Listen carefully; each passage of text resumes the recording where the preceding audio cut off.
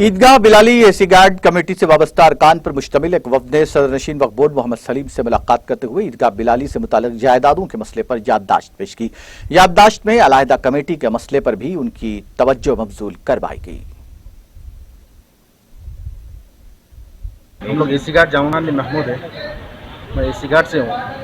हम लोग जिसके वजह से आए वो एसी गार्ड जामा मस्जिद का इशू है, वो जिसके अटैच प्रॉपर्टीज़ को स्प्लिट करके अलग अलग अप्रूवल दे दे रहे हैं और कमेटी बना ले रहे हैं बिना रिपोर्ट के, बिना किसी यानी ऑफिशियल रिपोर्ट्स के ये लोग आगे बढ़ा दे रहे हैं।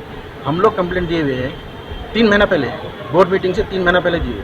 हमारा पैनल नहीं डाल के किसी अगेंस्ट का हमारा अगेंस्ट का पैनल है जिसकी वजह मालूम ही नहीं है, उसमें जितने भी है मालूम है कौन कौन अफराद है।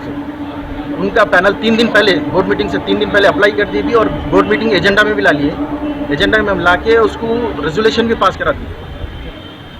ये वजह से हम लोग कंप्लेंट करने आए। लोग महल्ले के लोग हैं, हाँ, हम लोग पूरे जीती के लोग हैं, हम लोग पूरे महल्ले के और उसी मस्जिद के मुसल्लियाँ हैं पूरे, उसी वजह से। लेकिन चेयरमैन साहब से अभी मिल के आए हम लोग तो ज़बरदस्त उन्होंने कोऑपरेट करे हैं और उन्होंने बताया कि भाई इसको स्ट्रिक्ट एक्शन लिया जाएगा बोल के। इंशाल्लाह बहुत बहुत शुक्रिया।